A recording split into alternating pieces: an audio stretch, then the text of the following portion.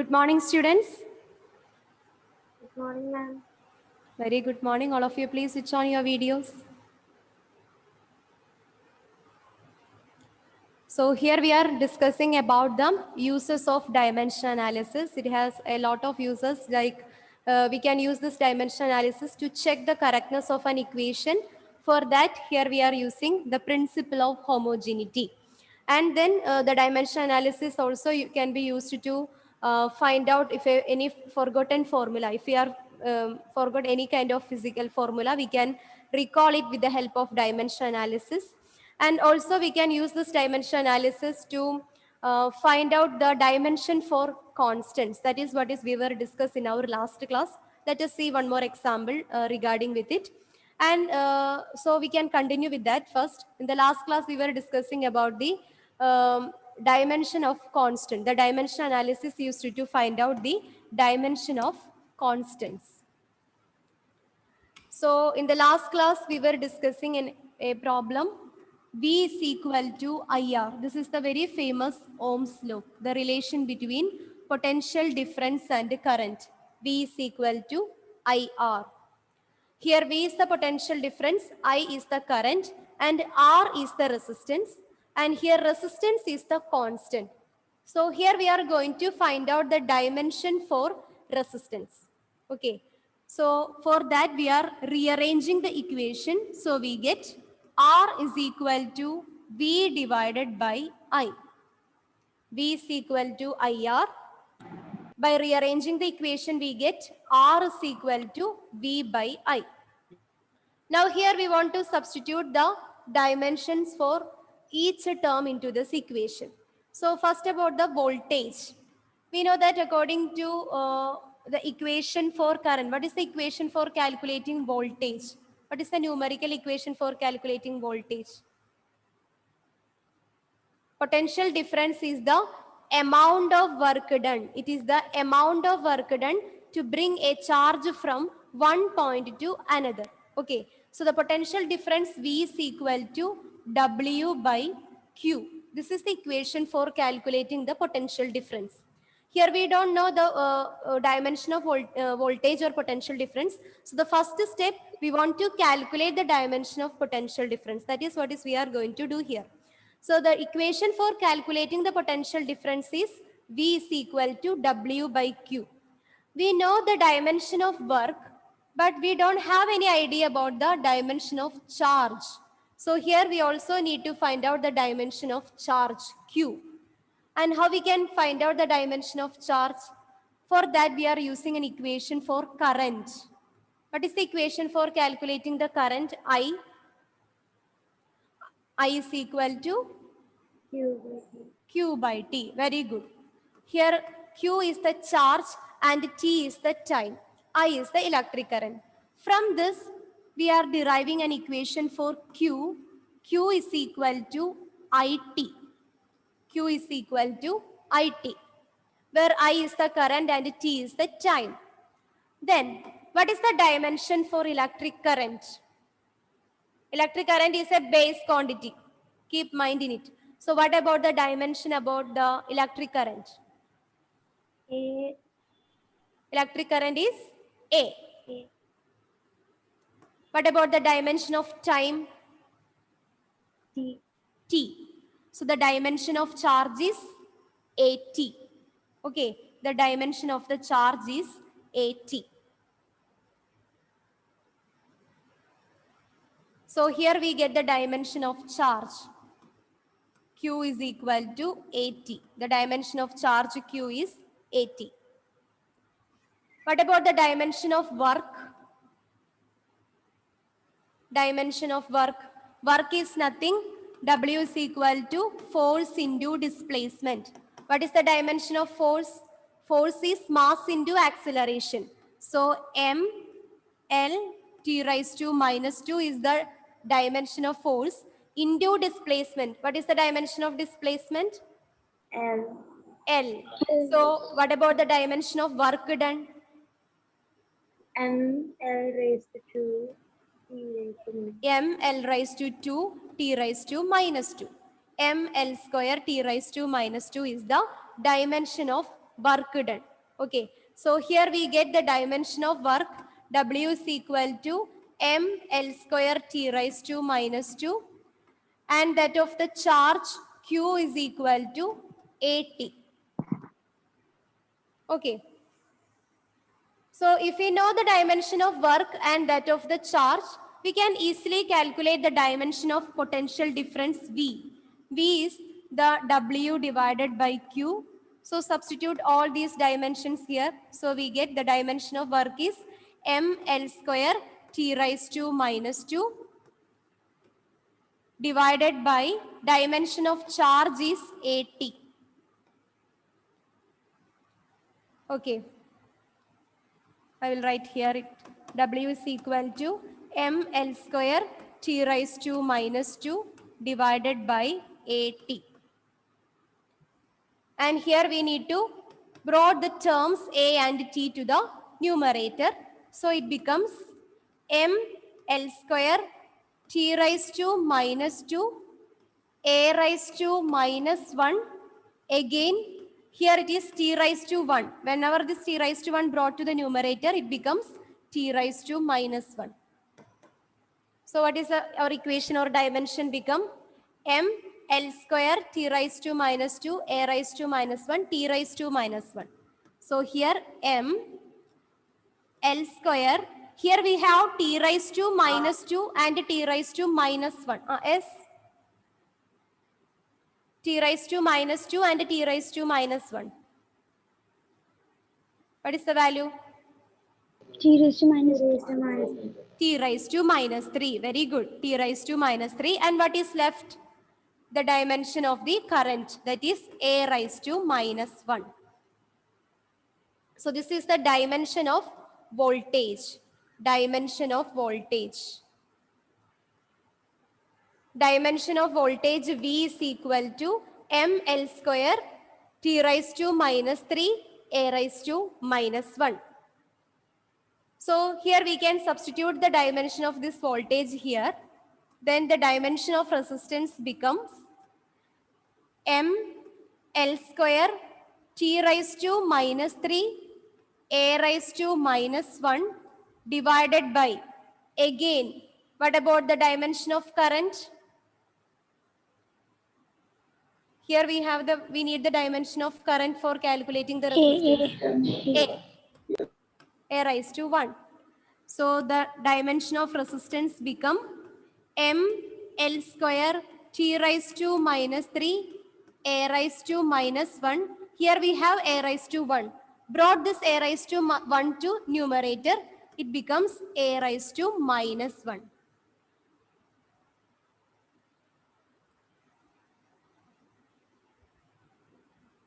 Then what happens to the dimension of resistance? What about the final expression? R is equal to M L square t raised to minus 3. Here we have A raised to minus 1. Again, one more A raised to minus 1. So finally it becomes A raised to minus 2. Good. So this is the dimension of resistance. ml square t raised to minus 3 A raised to minus 2. Okay. So similarly, you can find out the dimension of any constants. Okay, you can find out the dimension of any constants with the help of this dimensional equation. I will give you one more example. Try to find out it by yourself. The equation is this. E is equal to h nu. E is equal to h nu. Find the dimension of the constant h. Here h is the constant. Okay. First of all, we can differentiate each term in this equation. Here E represents, any guess? What is this physical quantity E represents? Right or wrong? You just try to guess. What is E? Energy. Yes, it is energy. Here E represents energy. And here H is the constant. And that constant is known as Planck's constant. Okay. Planck's constant.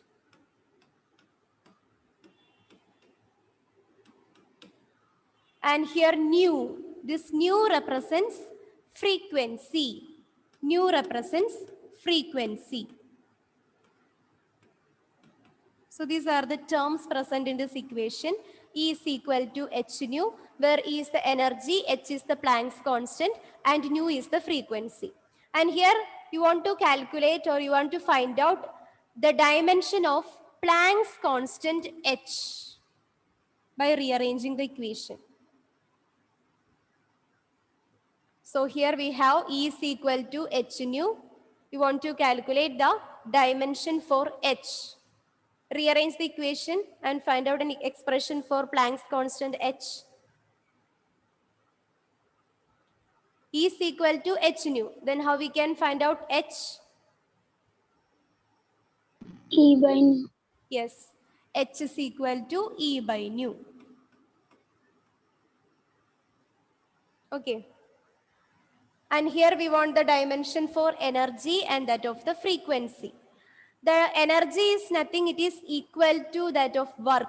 Okay, energy is an equivalent term to that of the work. Energy is equal to work. So both of them are sharing the same dimension. How much energy we have, that much work we are doing. So energy is equal to work. The dimensions of both energy and that of the work are same.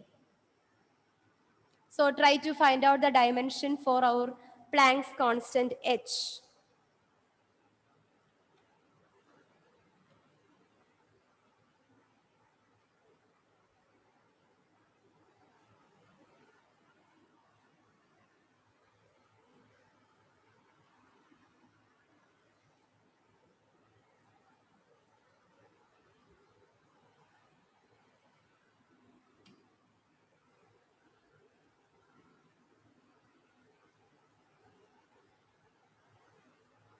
What is the dimension of work? Malavika Prabeel, dimension for work? ml square t raised to minus 2. ml square t raised to minus 2. Good. And what about frequency? What do you mean by frequency? In our previous question, we were discussing about this frequency. What is frequency? 1 by 1 by t. It is the reciprocal of time. Okay. Then substitute all these values here. The dimension of energy is same as that of the work. So we get h is equal to ml square t raised to minus 2. And frequency. Frequency is 1 by t. So it becomes t raised to minus 2. t. 1 by t, you can take it is reciprocal. So here the t becomes here. Already it is t raised to minus 1. So whenever you take it is to the numerator, it becomes t. Because E is equal to, h is equal to E by nu. H is equal to E by nu. Nu means frequency. That is E divided by 1 by t. That is equal to Et. So h is equal to the dimension for energy, that is the dimension of work into dimension for time. So we get h is equal to ml square t raised to minus 2 and t raised to plus 1. t raised to minus 1. T raised to minus 1. So this is the dimension for the constant, Planck's constant h. H is equal to ml square t raised to minus 1. Is there any doubt here? Any doubt? Here E is equal to h nu. We want to calculate h, the dimension for h. So here we rearrange the equation. H is equal to E by nu, where nu is the frequency, that is the reciprocal of time period, 1 divided by t. So when we rearrange the equation, we get Et. Okay. So substitute the value for energy. Energy is equivalent to that of the work into the dimension for time. So we get h is equal to ml square t raised to minus 1. Is it clear? Yes, ma'am. Okay. So now we can explain another use of the dimensional analysis. Another use, it is used to deduce the relation between physical quantities. So when we are discussing about the uses of dimension analysis or dimension equation, the third use here we are already stated that it is used to derive the relationship between different physical quantities. Okay, it is used to derive the relationship between different physical quantities. That is what is we are going to discuss here. It is used to derive the relation between,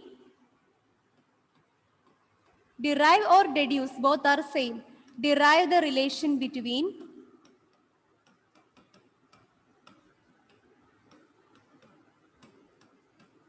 different physical quantities. Derive the relation between different physical quantities. So in your question, you can find 3 or 4 physical quantities and you want to find a relation between these 3 or 4 physical quantities and thereby deduce a formula. I will give you an example, then will be more clear. So you can expect a questions like this. The time period of a simple pendulum is observed to be depend on the following factors.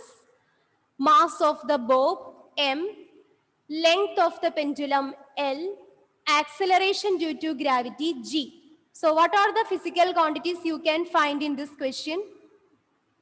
What are the physical quantities are provided in this question?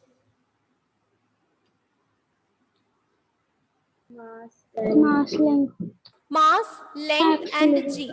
Acceleration due to gravity. Only the 3 physical quantities? One more is there. What's that?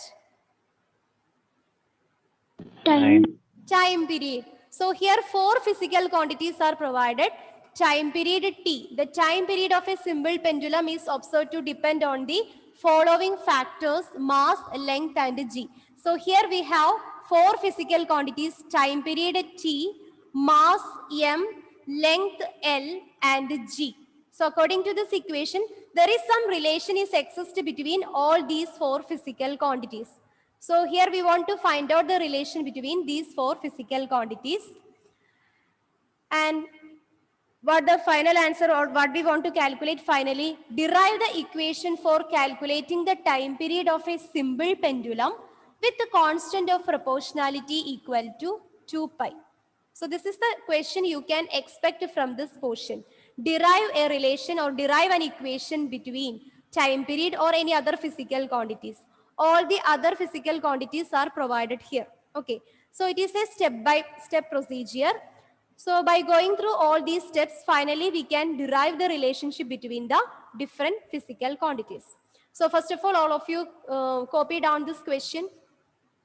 The time period of a simple pendulum is observed to depend on the following factors. The time period of a simple pendulum is observed to depend on the following factors: mass of the bob, length of the pendulum, acceleration due to gravity G. Then derive the equation for calculating the time period of a simple pendulum with a constant of proportionality 2 pi.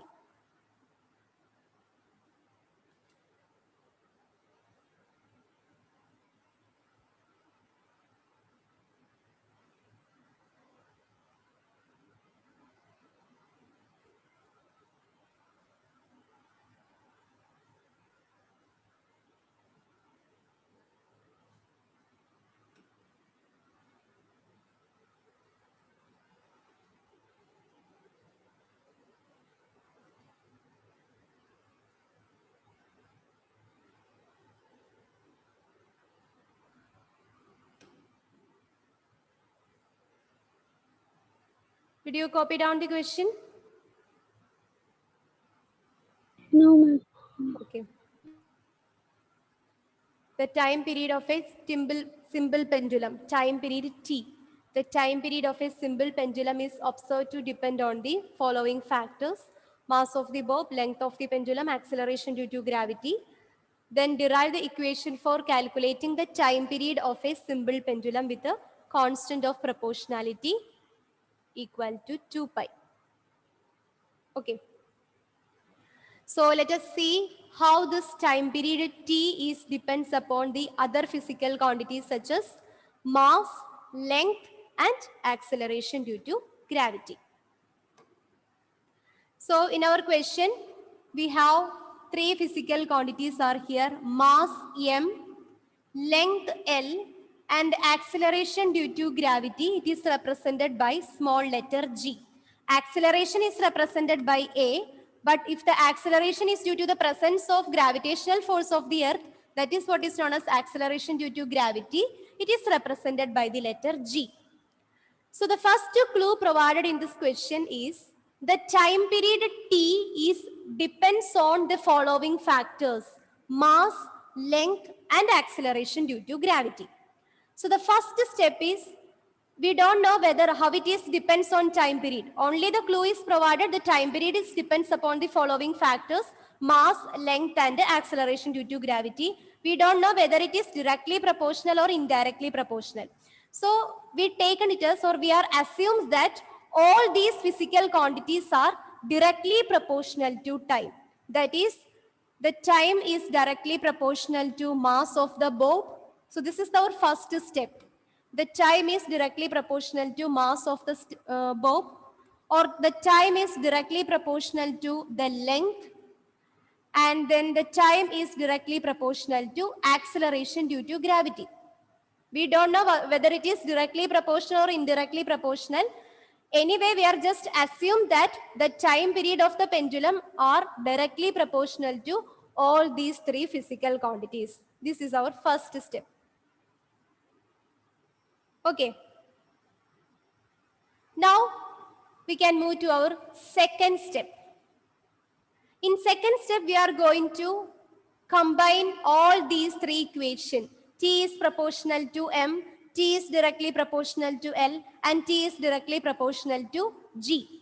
So in our second step, we can write, we can combine all these equations. T is proportional to M, L, and G. Okay, so in the first step, we write a relation between the time period and all the other three physical quantities. We don't know whether it is directly proportional or indirectly proportional, even though we are taken it as directly proportional to that physical quantity time. In the second step, we combine all that equations and we get T is directly proportional to M, L, G. And here we are going to replace this proportionality sign by a constant. What is the proportionality constant here? That is already provided in the question. What is the proportionality constant? 2 pi. K. K is equal to 2 pi. So equation becomes T is equal to K into M, L, G. Here we are replacing this proportionality sign by a proportionality constant K. So it becomes T is equal to K, M, L, G. And here we have no idea about the power or the exponents of these physical quantities, right? We don't know whether the M is raised to -1 or M is +1, L square or L raised to -2 or G raised to -3 or G raised to -1. Here we have no idea about the powers or the exponents of all these physical quantities. So we can write T is equal to K into M raised to A, because we don't have the idea about the exponents. So we can put M raised to A, L raised to B, and G raised to C. Here we have no idea about the power or the exponents of this physical quantity, so that we are put the values as A, B, C. Here we are put the powers or exponents of this physical quantities as A, B, C. So the equation becomes T is equal to K into M raised to A, L raised to B, and G raised to C. Okay. Now we can move to our third step. In third step, what we are going to do, we are going to write the dimensional formula on both sides of the equation. The dimensional formula of physical quantities on both sides of the equation. That is our third step.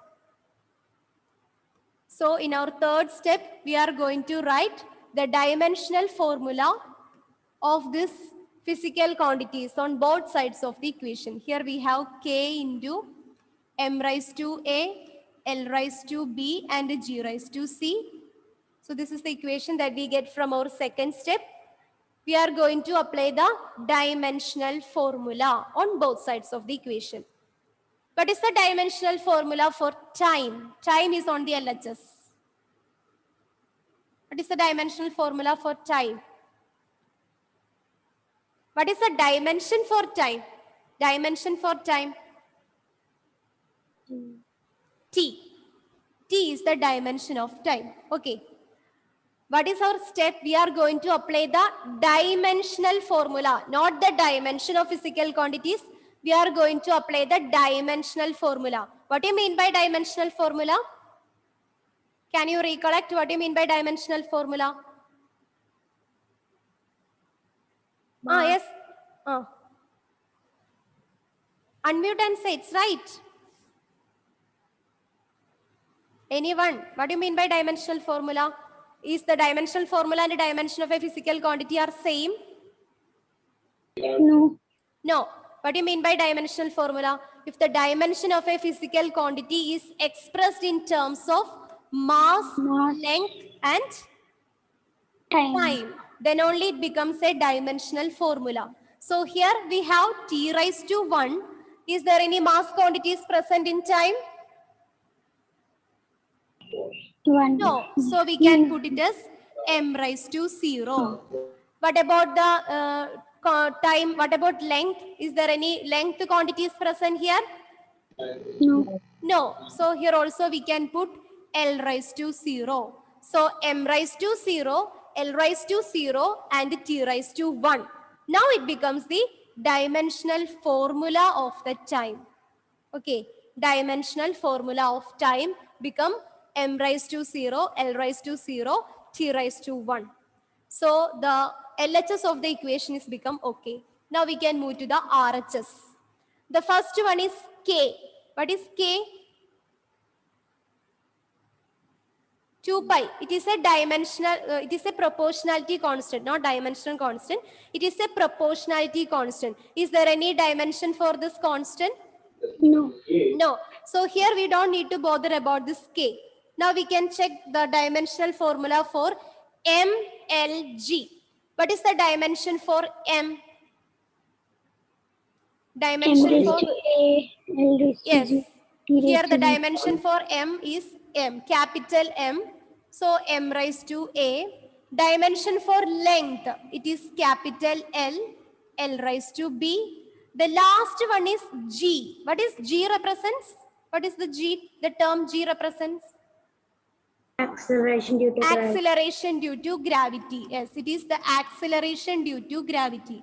And what is the dimension for acceleration due to gravity? Any idea? L. Acceleration due to gravity. Acceleration due to gravity. Acceleration due to gravity is nothing. It is equal to our acceleration. Okay. So what about the acceleration of, what about the dimension of acceleration is same as that of the dimension of acceleration due to gravity. So what is the dimension of acceleration? LT raised to minus 2. LT raised to minus 2. So here the term G is the acceleration due to gravitational force of the earth.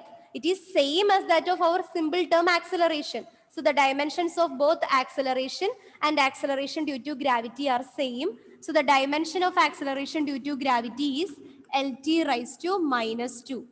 That is what is we are going to apply here. So LT raised to minus 2.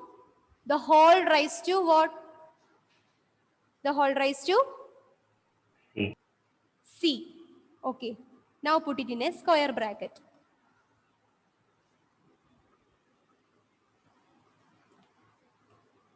So m raised to a, l raised to b, lt raised to minus 2, the whole raised to c. Here we want to rearrange this equation because here we have two L terms. So we can simplify it. The LHS is the same, m raised to 0, L raised to 0, t raised to minus 1. But in RHS we have m raised to a, L raised to... 1. No. Ma'am, it's not -1. Okay, right. Thank you, dear. T raised to 1. And RHS becomes m raised to a, L raised to b, and here we have L raised to c, right? L raised to c, L t raised to minus 2, the whole raised to c. So we need to take this L raised to c to outside, so it becomes L raised to c. And what is left? T raised to minus 2c, t raised to minus 2c. So the RHS become m raised to a, L raised to b into L raised to c. What is that? L raised to b into L raised to c. Raised to b plus c. Very good. L raised to b plus c. L raised to b plus c and t raised to minus 2c. So this is our RHS. LHS is m raised to 0, L raised to 0, t raised to minus 1. That is equal to m raised to a, L raised to b plus c, t raised to minus 2c. This is the RHS of the equation. So the third step is over. Now we can move to the fourth step. In fourth step, what is we are going to do here is that we are going to equate the powers of the dimensions of physical quantities from both sides of the equation. Okay. So in the fourth step, we are going to equate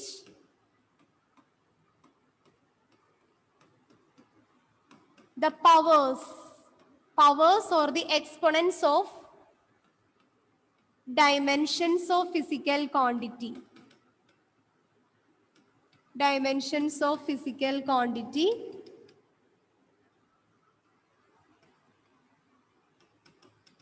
from both sides of the equation. That is, we are going to just compare the powers of the similar term, both sides of the equation. Okay. So equate the powers of dimensions of physical quantity from both sides of the equation.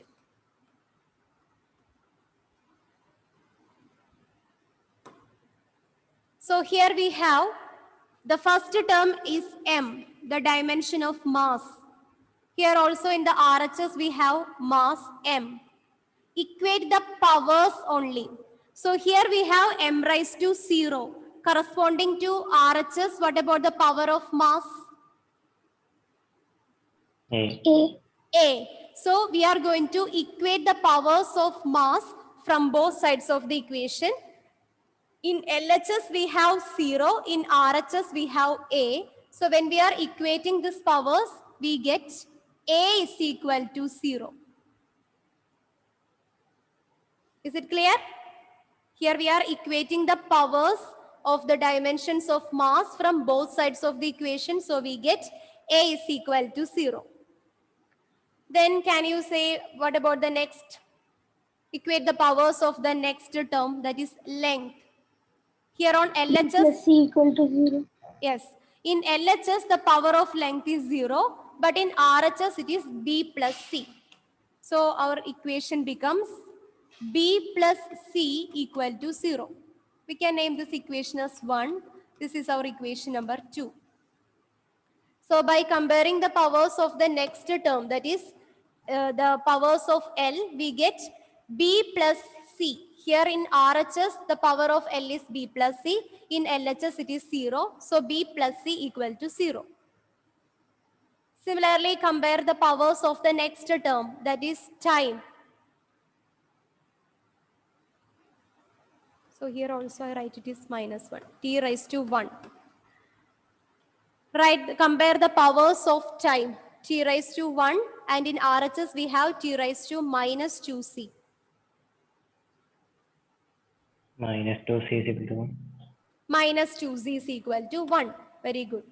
So by comparing the powers of the third term, we get minus 2z is equal to 1. This is our equation number 3. Not right 3 now. Here also here we have minus 2c is equal to 1. Then which implies what is the value of c? The value of c? Minus 1. Minus 1 by 2. Very good. Minus 1 by 2. So we can name this is our equation number 3. So here when we are comparing the powers of the dimension time, in LHS we have t raised to 1 and in RHS we have t raised to minus 2c. So here we are equating the powers from LHS and RHS. So we get minus 2c is equal to 1 or c is equal to minus 1 by 2, negative 1 by 2. Okay, so here we get the value of c. Now, can you guess what about next step? Here we get c. Then can we apply this equation number 3 in 2? Because here b plus c is equal to 0. If you are applying the value of c in this equation number 2, then you get the value for b. Okay, so write the next step. Apply the value of c in equation number 2. Equate 3 in equation number 2.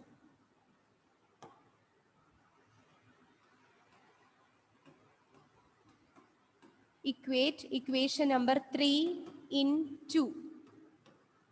What is our second equation? Second equation, can you recollect the second equation? B plus b C. plus c is equal to 0. B plus c is equal to 0. And here we, according to our equation number 3, we have c is equal to minus 1 by 2. So from this equation, we can write b is equal to c, or b is equal to, what is the value of c? Minus 1 by 2. Okay, b plus c is equal to 0 or b is equal to minus c. So b is equal to minus of minus 1 by 2. So it becomes b is equal to minus of minus 1 by 2. 1 by 2. 1 by 2. So we get b is equal to 1 by 2. Okay. So here we get the values for a. What is the value of a? 0. A is equal to 0. And here we get the value of b. What is the value of b? 1 by 2. 1 by 2. And what about the value of c? C already get in the previous equation. C is equal to minus 1 by 2. So once again I recollect all the values of these constants. That is a is equal to 0. B is equal to 1 by 2. And c is equal to minus 1 by 2. A is equal to 0. B is equal to 1 by 2. And c is equal to minus 1 by 2.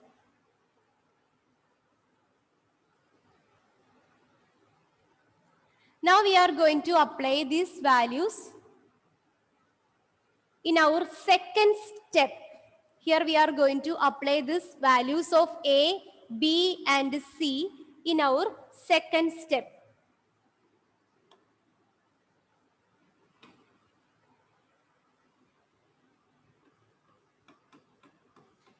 Apply the values of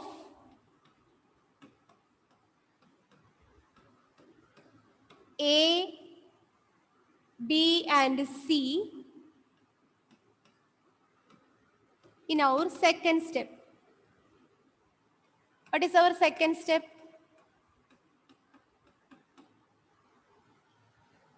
T is equal to K. T is equal to K into M raised to A. M raised to A, L raised to B. L raised to B, G raised to C. G raised to C. Here we are going to apply the values of A, B, C into this equation. So we get T is equal to, What is the value of k? The constant of proportionality k is provided in the question. What is that? K is equal to 2 pi. 2 pi. So here we can substitute the value. So it becomes t is equal to 2 pi into m raised to a. What is the value of a here? 0. Yes, here we have a is equal to 0, b is equal to 1 by 2, and c is equal to minus 1 by 2. Here we are going to apply all these value into our second step. So 2 pi into m raised to 0, L raised to b. What is the value of b?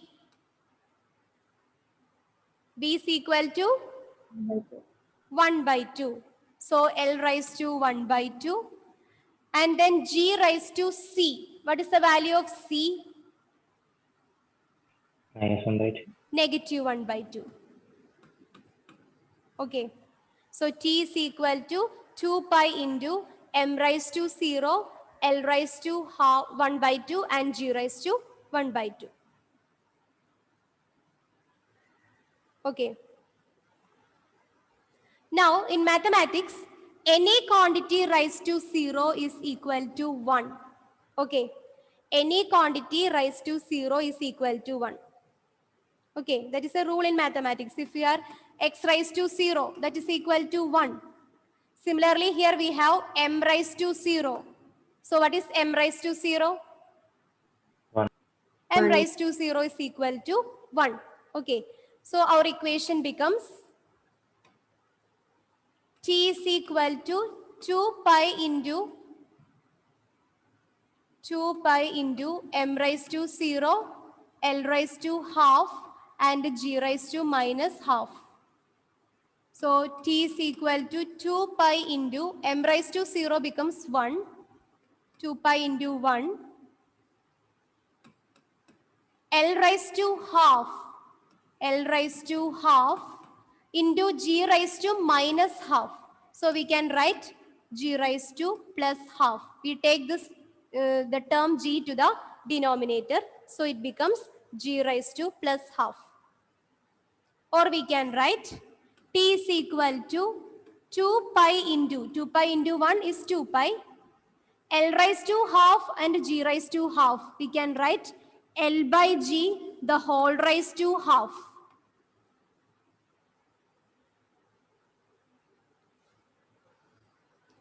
That is T is equal to 2 pi into, what do you mean by L by G the whole raised to half? We are expressing in terms of Total by yes, very good. 2 pi into square root of L by G. So L by G the whole raised to half is nothing. 2 pi into root of L by G. So this is the relation between time period and that of the physical quantities, mass, length, and acceleration due to gravity.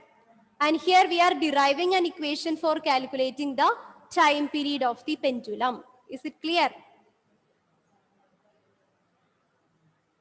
Is it clear or not?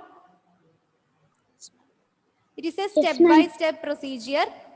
First, we are starting from, we are assuming that we don't know whether it is directly proportional or indirectly proportional. So we are just assume that all these physical quantities are directly proportional to the time period. So T is directly proportional to M, T is directly proportional to L, T is directly proportional to the acceleration due to gravity G. In the second step, we are combining all these three equations. So we get T is proportional to MLG. And here, in order to replace this constant of proportionality, we introduce a constant K. So T is equal to K into MLG. And here we have no idea about the powers or exponents of this physical quantity. So we taken it as A, B, C. So T is equal to K into M raised to A, L raised to B, and G raised to C. Then in the third step, we write the dimensional formula of the physical quantities on both sides of the equation. So we get M raised to 0, L raised to 0, T raised to 1 equal to M raised to A, L raised to B plus C, T raised to minus 2C. In the fourth step, we are equating the powers of dimensional quantities from both sides of the equation. Thereby, we get the values for A, B, and C. Then substitute all the values of A, B, and C into our second step. So we get a relation T is equal to 2 pi into root of L by G. Is it clear? Okay, students, it's the time we can discuss.